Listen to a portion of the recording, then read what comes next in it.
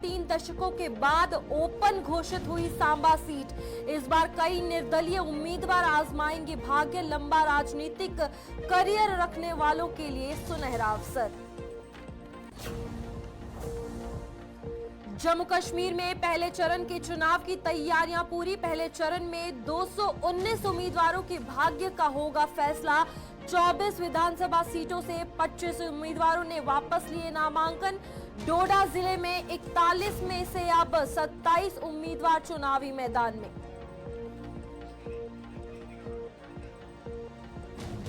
पुंछ जिले में चाक चौबंद हुई सुरक्षा व्यवस्था। थाना मंडी सब डिवीजन में लगे अतिरिक्त नाके पुलिस व केंद्रीय अर्धसैनिक बलों ने संभाला जिम्मा। पुंछ में दूसरे चरण में 25 सितंबर को होंगे चुनाव।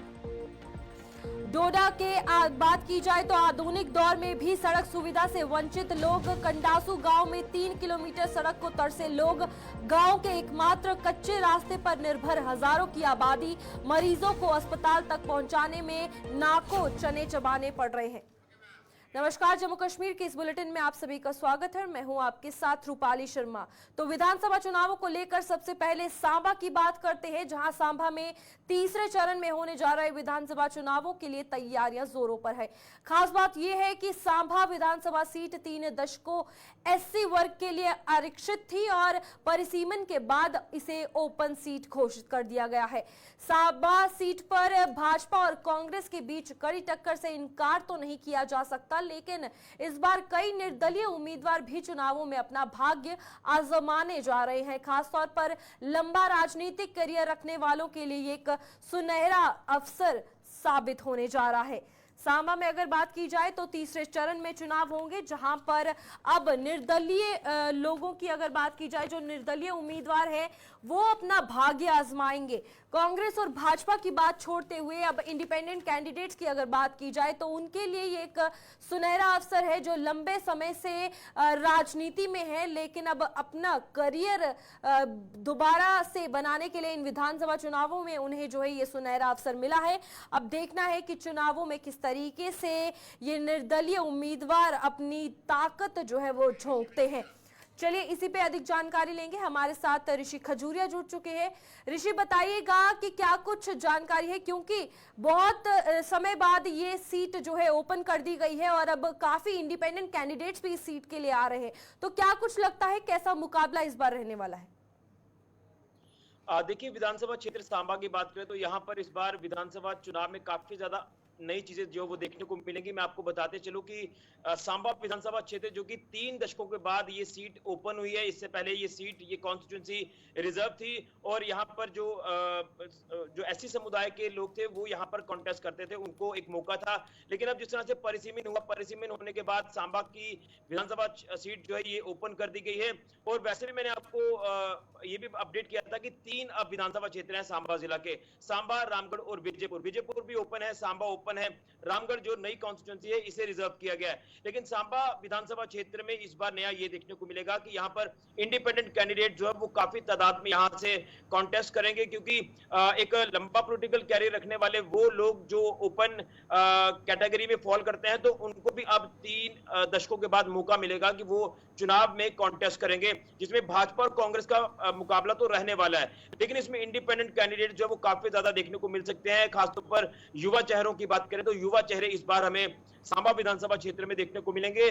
और अब देखना यह है कि एक तरफ हम बात कर रहे हैं कि भाजपा और कांग्रेस की यहाँ पर टक्कर होगी, लेकिन दूसरी तरफ इंडिपेंडेंट कैंडिडेट जो है ये कितना अपना वोट शेयर हासिल करते हैं ये देखना है, और किसको ये सेटबैक पहुंचाएंगे ये भी देखना। ये बड़ी अहम बिल्कुल ऋषि, इसी के साथ भाजपा और कांग्रेस की बात की जाए तो उनकी जो है ये हमेशा से लड़ाई रही है और उनकी तो सियासी जो है जर्नी देखने को मिली है। लेकिन ये निर्दलीय उम्मीदवार जो है, क्या कुछ लगता है कितना ज्यादा लोगों के मुद्दों को समझ पाएंगे, कितना ज्यादा लोग जो है वहां के इन उम्मीदवारों को समझ पाएंगे? क्योंकि कांग्रेस और भाजपा की जो लड़ाई है वो देखने को मिलती है, लेकिन ये भी देखने को मिल रहा है कि भाजपा से नेता छोड़ते जा रहे हैं, कांग्रेस कहीं ना कहीं गठबंधन कर रहा है।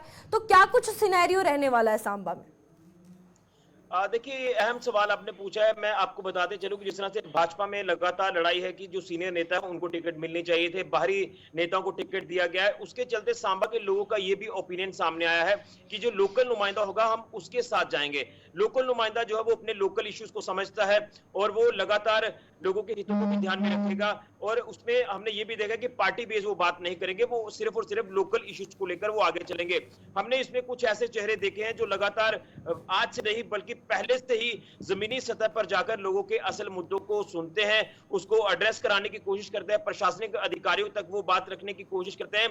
तो युवाओं की ये एक भागीदारी जो है वो अहम देखने को मिल सकती है। हम ये इसमें कोई शक नहीं कि भाजपा और कांग्रेस का मुकाबला है। एक तरफ इंडिया अलायंस है, एक तरफ भाजपा अकेले अपने दम पर जो वो चुनाव लड़ रहा है, लेकिन दूसरी तरफ यहां पर सेटबैक कर सकते हैं इंडिपेंडेंट कैंडिडेट्स। हालांकि उनका वोट शेयर कितना रहता है ये बात की बात है, लेकिन जिस तरह से वो लोगों के साथ जुड़े हुए हैं, लोगों के लगातार मसले मिसाइल को सुन रहे हैं, जिस तरह से चुनावी बिगुल बजा है, तो मुझे लग रहा है कि लोकल्स की तरफ कहीं ऐसा ना हो कि तवज्जो जो स्थानीय लोग हैं वो देना शुरू कर दें और इसमें हो सकता है कि इंडिपेंडेंट कैंडिडेट्स का वोट शेयर बढ़ जाए। बिल्कुल ऋषि, इसी में कितना ज्यादा जरूरी है अब पार्टीज को भी ये समझना कि आपसी मुकाबले से ज्यादा अगर विधानसभा चुनावों की बात की जाए तो विधानसभा चुनावों के मुद्दे अलग है, लोकसभा चुनाव की बात की जाए तो मुद्दे अलग थे। तो अब पार्टीज को आपसी मुकाबले को छोड़कर ग्राउंड लेवल पर लोगों के मुद्दों को समझना भी कितना ज्यादा जरूरी है, क्योंकि ये देखने को मिला कि लोकसभा चुनावों में कहीं ना कहीं ये बड़ी पार्टीज, कश्मीर की ही अगर बात की जाए तो एनसी कुछ ऐसे एरियाज में हारी है जहां पर इंडिपेंडेंट कैंडिडेट्स जो है जीतकर सामने आए हैं। तो क्या कुछ लगता है विधानसभा चुनावों में भी कितना ज्यादा जरूरी है इस बात पर गौर करना? देखिए, बिल्कुल जिस तरह से लोकल इश्यूज को लेकर हम बार बार बात करते हैं, मैं आपको अभी भी बताना चाहता हूं कि सांबा के कुछ ऐसे बर्निंग इश्यूज हैं जो लगातार चुनावी स्टंट बने हैं। जब भी चुनाव आए हैं तो कहीं ना कहीं यहां पर नेताओं ने उन मुद्दों को छेड़ा है, उन मुद्दों को लेकर चुनाव लड़ा है, लेकिन वो मुद्दे जैसे के तैसे अभी भी आपको देखने को मिलेंगे। खासतौर पर जिस तरह से आपका ये जो रोड है वो लगातार बद से बदतर हालत में है, तो उस रोड को लेकर भी मैं ये कहना चाहता हूं कि ये चुनावी मुद्दा लगातार बना है। अभी भी इस बार भी ये चुनावी मुद्दा बना है। कई बर्निंग इश्यूज है, रोड, बिजली, पानी की समस्या है।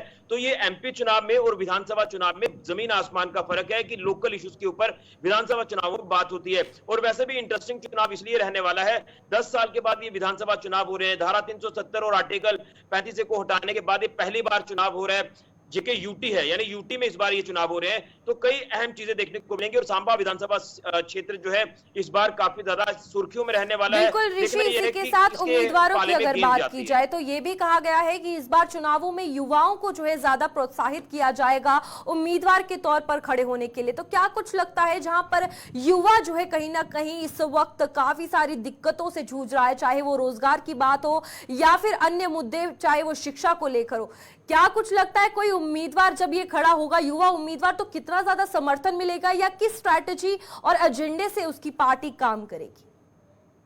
देखिए, दो चीजें मैं आपके सामने रखना चाहता हूं। हमने कल ही तमाम सांबा के लोगों से ओपिनियन लेने की कोशिश की है इस विधानसभा चुनाव को लेकर।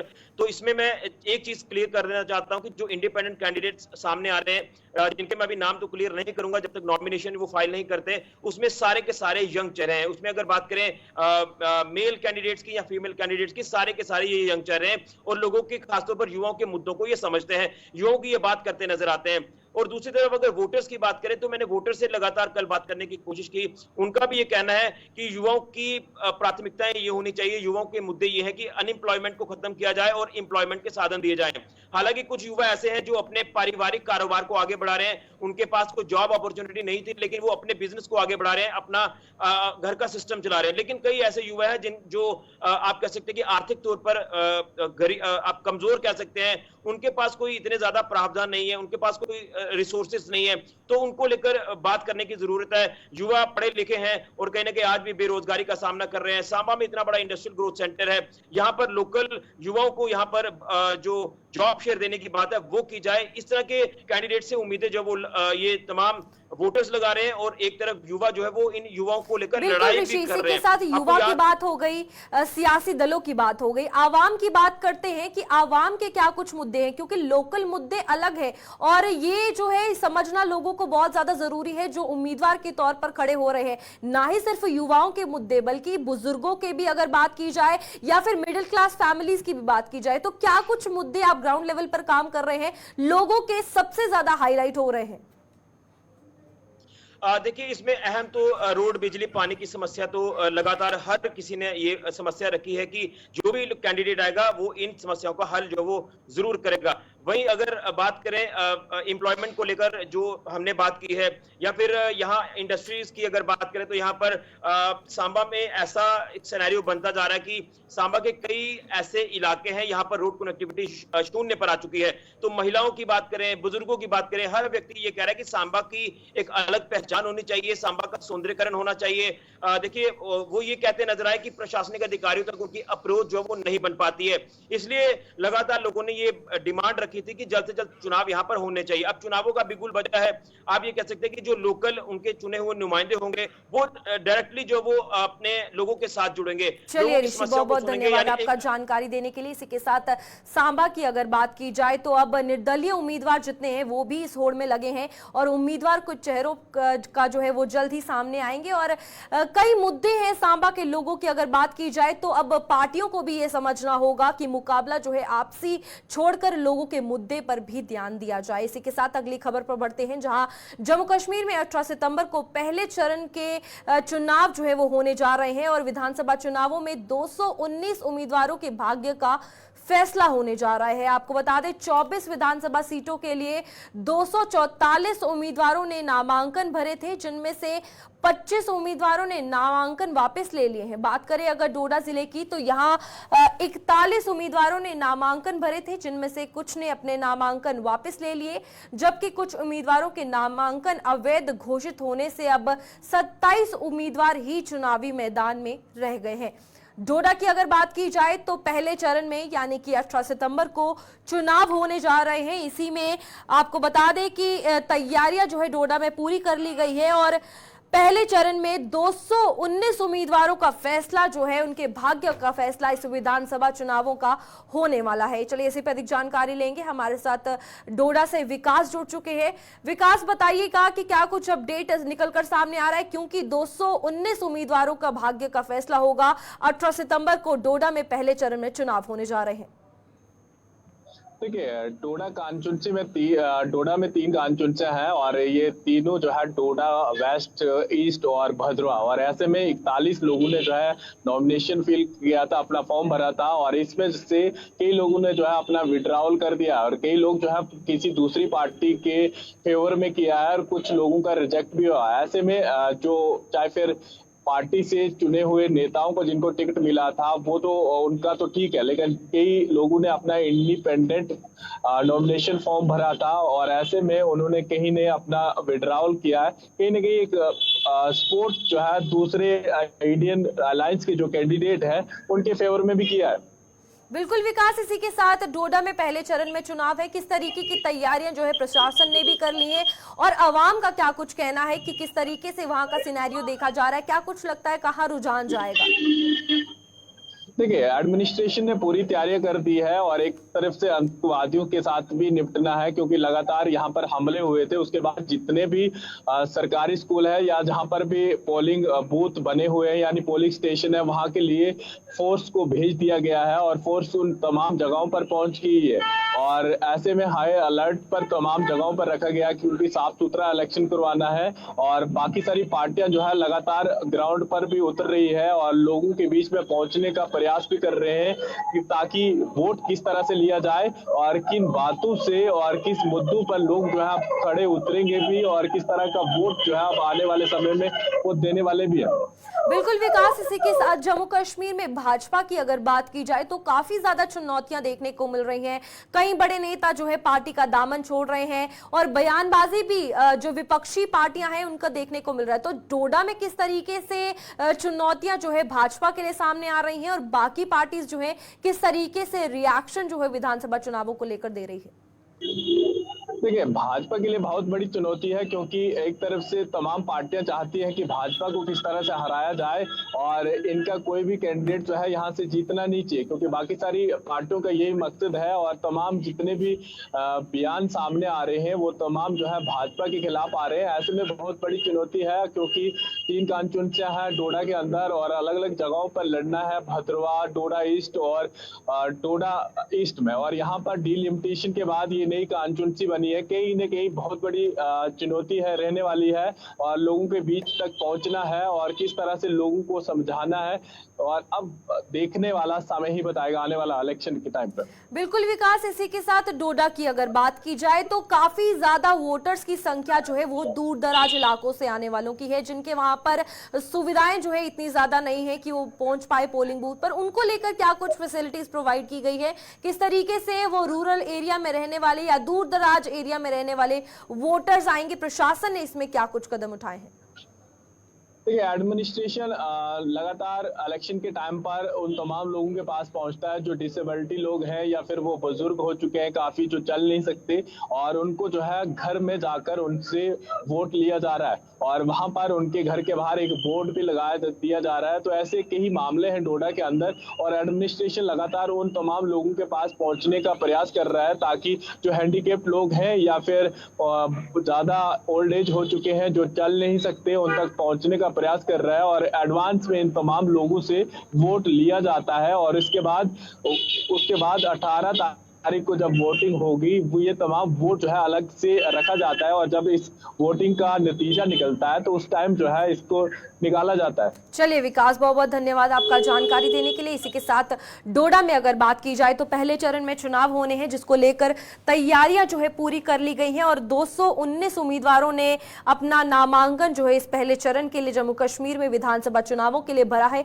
अब देखना है कि क्या कुछ निर्णय निकल कर आएगा और इन विधानसभा चुनावों की अगर बात की जाए तो किसकी जय और किसकी प्रजय होगी। इसी के साथ पुंछ चलते हैं, जहां पुंछ में दूसरे चरण में होने जा रहे विधानसभा चुनावों के चलते सुरक्षा व्यवस्था चाक चौबंद कर दी गई है। पुंछ में 25 सितंबर को दूसरे चरण का मतदान होने जा रहा है, जिसके चलते जम्मू कश्मीर पुलिस व केंद्रीय अर्धसैनिक बलों ने सुरक्षा की जिम्मेदारी संभाल ली है। थन्ना मंडी सब डिवीजन में जगह जगह नाके लगा दिए गए हैं, जिन पर हर आने जाने वाली गाड़ी की सख्ती से जांच की जा रही है। और तो और गाड़ियों में सवार लोगों से भी कड़ी पूछताछ करने के साथ साथ संदिग्धों पर भी कड़ी नजर रखी जा रही है। थन्ना मंडी की अगर बात की जाए तो आपको बता दें, पुंछ जिले में कुछ दिन पहले ही नाकों की संख्या बढ़ा दी गई थी, क्योंकि राजौरी में जो है मुठभेड़ आतंकियों और सुरक्षा बलों की देखने को मिली थी। और उसके बाद दूसरी तरफ विधानसभा चुनाव है और उनको लेकर भी सुरक्षा व्यवस्था की अगर बात की जाए तो पूरे जो है इंतजामात कर दिए गए हैं। इसी पर अधिक जानकारी लेंगे, हमारे साथ निसार खान जुड़ चुके हैं थन्ना मंडी से। निसार, बताइएगा सुरक्षा व्यवस्था को लेकर क्या कुछ तस्वीरें थन्ना मंडी से सामने आ रही है? जी रूपाली, असेंबली हल्का थन्ना मंडी दरहाल दूसरे मरहले में यहाँ पे जो है वो चुनाव किए जाएंगे 25 सितंबर को, क्योंकि हेलो हाँ जी निसार, बताइएगा कि क्या कुछ तस्वीरें आ रही हैं, क्योंकि विधानसभा चुनाव है और सुरक्षा व्यवस्था जो है चाक चौबंद कर दी गई है। जी रूपाली, असेंबली हल्का थन्ना दरहाल जो है इसमें 25 सितंबर को यहाँ पे चुनाव किए जा रहे हैं और जगह जगह का जो है वो पुलिस और सिविल इंतजामिया की तरफ से नाके लगाकर जो है वो चेकिंग वगैरह की जा रही है, ताकि कोई भी जो है नाखुशगवार वाक़ा जो है वो यहाँ पे पेश ना आए, ताकि साफ और शफाफ जो चुनाव हैं वो यहाँ पे किए जाए। इसको लेकर जो है वो पुलिस ने कड़े इंतजाम किए हुए हैं, जिसमें सीआरपीएफ, पुलिस, एसएसबी वगैरह तमाम को नाके पे लगाकर उसके बाद जो है वो सिविल इंतजामिया की तरफ से भी नाके लगाए गए हैं, ताकि कोई भी जो है वो नाखुशगवार वाक़ा पेश ना आए। बिल्कुल निसार, इसी के साथ शहर में किस तरीके से चेकिंग की जा रही है, क्योंकि राजौरी की भी अगर बात की जाए वहां पर भी आतंकी हमले जो है वो देखने को मिले, तो क्या कुछ तस्वीरें आ रही हैं? जी रूपाली, यहाँ पे शहर जो है सिटी टाउन जो म्युनिसिपल कमेटी थन्ना मंडी है उस पे हर जगह पे जो चप्पे चप्पे पे नाके लगाए हुए हैं। पुलिस जो है वो सख्त तरीके से जो है वो गाड़ियों की तलाशी ले रही है। उसके बाद शिनाख्ती कार्ड जो है वो चेक किए जा रहे हैं, उसके बाद ही जो लोगों को आने जाने की इजाजत दी जा रही है। चलिए निसार, बहुत बहुत धन्यवाद आपका जानकारी देने के लिए। इसी के साथ अगर थन्ना मंडी पुंछ की अगर बात की जाए तो वहां पर सुरक्षा व्यवस्था जो है चाक चौबंद कर दी गई है, क्योंकि 25 सितंबर को दूसरे चरण में वहां पर मतदान होने हैं। और विधानसभा चुनावों की अगर बात की जाए तो पूरे जम्मू कश्मीर में सुरक्षा व्यवस्था चाक चौबंद है। नाकों की संख्या बढ़ा दी गई है और अर्धसैनिक बल भी 24 घंटे चौकन्ना है। इसी के साथ डोडा चलते हैं, जहां पर डोडा की भाला तहसील की अगर बात की जाती है तो कंडासू गांव के लोग इस आधुनिक दौर में भी सड़क सुविधा से वंचित है। गांव की ओर जाने वाले एकमात्र कच्चा रास्ता है। यहां के निवासियों के लिए जी का जंजाल ये रास्ता बना हुआ है। इस गांव में मात्र 3 किलोमीटर सड़क के निर्माण के लिए लोग पिछले कई सालों से गुहार लगा रहे हैं, लेकिन उनकी कोई सुनवाई नहीं हो पा रही।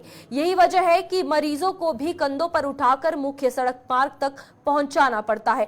तो आप देख सकते हैं कि किस तरीके से अगर बात की जाती है, जहां पर जम्मू कश्मीर को एक तरफ स्मार्ट सिटी बनाने का काम जो है वो किया जा रहा है, वहीं पर अभी भी जम्मू के अगर बात की जाए डोडा डिस्ट्रिक्ट की, तो कई ऐसे इलाके हैं जहां पर अभी भी इस दौर में सड़कें तक नहीं है। घंटों घंटों लोगों को पैदल चलकर जो है पहुंचना पड़ता है शहर के बीच, और काफी ज्यादा परेशानी जो है इन लोगों को तब सहनी पड़ती है जब कोई बीमार हो जाता है इनका परिजन, या फिर किसी मुसीबत के वक्त इन्हें जो है इमरजेंसी में हेल्प चाहिए होती है। तो डोडा की भाला की ये तस्वीरें आप देख सकते हैं। ये 3 किलोमीटर की रोड जो है वो बताई जा रही है कि कच्ची है और निर्माण जो है पिछले कई सालों से ठप पड़ा हुआ है, और प्रशासन भी यहां पर आकर कोई ध्यान जो है वो नहीं दे रहा। चलिए इसी पे अधिक जानकारी लेंगे। विकास हमारे साथ जुड़े हुए हैं। विकास, बताइएगा कि 3 किलोमीटर का ये रास्ता अभी तक नहीं बन पाया है। डोडा में सिर्फ भाला की ही नहीं बात की जाए, और भी ऐसे इलाके हैं जो अभी भी कहीं ना कहीं प्रशासन की नजर से दूर है। कितना ज्यादा जरूरी है इस पर ध्यान देना अब? जो तस्वीर सामने आ रही है बिल्कुल भाला से लगभग 12 किलोमीटर दूर है, और जिस गांव तक रोड है तेसना, वहां से 3 से 4 किलोमीटर तक ये गांव कंडासू आता है, जहां पर 1500 से ज्यादा आबादी रहती है। तो यहाँ के लोग जो है आज भी रोड से काफी दूर रहते हैं, और ऐसे में जब भी कोई बीमार हो जाए या कोई भी चीज हो जाए तो उन लोगों को पालकी का सहारा लेना पड़ता है। ऐसे डोडा के अंदर के ही गाँव ऐसे हैं, चाहे फिर देसा का एरिया हो, मरमत, धुंधो, भलेसा या फिर भद्रवा के कई ऐसी जगहें हैं जहां पर आज भी रोड लोगों तक नहीं पहुंची है। और जब भी कोई बीमार या इस तरह की कोई परेशानी लोगों को सामने आती है तो लोगों को फिर पालकी में उठाकर लेना पड़ता है, और कई लोग जो है इसी तरह अपनी जान भी गवा बैठते हैं। बिल्कुल विकास, एक तरफ वही बात आ गई कि विधानसभा चुनावों में लोगों के मुद्दों के लिए बात हो रही है, लेकिन आज भी ये देखने को मिल रहा है एक तरफ जम्मू कश्मीर की तस्वीर स्मार्ट सिटी में तब्दील की जा रही है, दूसरी तरफ कई ऐसे क्षेत्र है जहां पर अभी भी प्रशासन नहीं पहुंचा है या फिर ध्यान नहीं दिया जा रहा। देखिए, कई लोग जो है कागजों में अपना गलत फीडबैक जो है यहाँ से भेजते हैं, क्योंकि जिन लोगों को इस तरह की जिम्मेवारी दी गई है, और बैक टू विलेज कई बार हो चुके हैं गांव में, क्योंकि जो भी आपके गांव में कोई प्रॉब्लम हो या इसलिए पंचायत इलेक्शन करवाए गए थे, लेकिन ऐसे गांव बहुत है जहां पर आज भी लकड़ी के खंभे लगे हुए हैं या फिर वहां के लिए रोड नहीं है, और लोगों को किस तरह की परेशानियां, ये तो चले बीमारी की, लेकिन लोगों को जहां अपने घरों तक जाना पड़ता है, जंगली जानवरों का खतरा है, तमाम चीजें जो है लोगों को देखनी पड़ती है। तो ऐसे में लोगों की जिंदगी किस तरह से गाँव में चल रही है ये लोग वही जानते हैं, और लगातार अपने लीडर से या यहाँ के एडमिनिस्ट्रेशन तक अपनी अपील भी करते हैं, लेकिन सुनवाई जो है नहीं होती है। तो बिल्कुल विकास, जिस तरीके से आपने कहा कि इन लोगों द्वारा शिकायत भी की गई है, अपील भी की गई है कि रास्ता जो है इनके लिए बना दिया गया, क्या कभी कोई एडमिनिस्ट्रेशन का जो आला अधिकारी है वो यहाँ पर पहुंचा, सुध ली गई?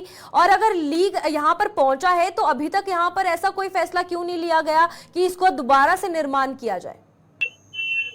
देखिए रूपाली, मैंने आपको पहले ही कहा कि बैक टू विलेज जो है 5 से 6 हो चुके हैं डोडा के अंदर। बैक टू विलेज में उन अफसरों को इन गांव तक जाना और डाटा कलेक्ट करना था, कहां पर लाइट की प्रॉब्लम है, कहां पर रोड की समस्या है, कहां पर हॉस्पिटल की, ये तमाम चीजें करनी थी। और इस तरह का डाटा भेजने के बाद इस गांव के लिए वहां पर फंडिंग होनी थी ताकि उन लोगों की समस्या दूर हो। ऐसे में इन लोगों का कहना है कि लंबे समय से डीपीआर बना हुआ हमारे गाँव के लिए, लेकिन अभी तक रोड का काम नहीं चला है, तो हम लोगों को आज भी पैदल चलना पड़ता है। लेकिन बीमार हो जाए तो पालकी में उठाकर एक जगह से दूसरी जगह लेना है और उसके बाद फिर एम्बुलेंस मिली तो ठीक, वरना अपनी प्राइवेट गाड़ी करके वहां से हॉस्पिटल तक जाना है। चलिए विकास, बहुत बहुत धन्यवाद आपका जानकारी देने के लिए। इसी के साथ डोडा की अगर बात की जाए तो भाला के कंडासू गांव की ये बात की जा रही है, जहां पर इस आधुनिक दौर में भी ये लोग जो है कहीं ना कहीं इन सभी निर्माण कार्यों से वंचित है, क्योंकि 3 किलोमीटर की सड़क जो है वहां पर नहीं बनाई गई है। और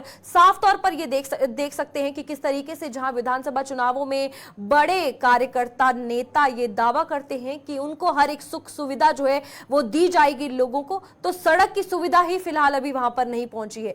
इसी के साथ डोडा से एक और खबर सामने आ रही है, जहां डोडा में आज पेश आए सड़क हादसे में एक महिला की मौत हो गई है, जबकि उसका पति घायल हो गया है। यह हादसा जिले के मलहोरी इलाके में तब पेश आया जब यहां दंपत्ति कार में सवार होकर अस्सर से डोडा की तरफ जा रहा था। मलहोरी पहुंचने पर कार चालक ने गाड़ी से नियंत्रण खो दिया और गाड़ी गहरी खाई में जा गिरी। मृतका की पहचान मुमताज बेगम के रूप में की गई है, जबकि उसके घायल पति की पहचान मोहसिन अहमद निवासी किश्तवाड़ के रूप में की गई है और ये दोनों किश्तवाड़ के रहने वाले थे। और आज जो है इस दंपत्ति में अगर बात की जाए तो पत्नी ने जो है इस हादसे में अपनी जान गंवा दी है।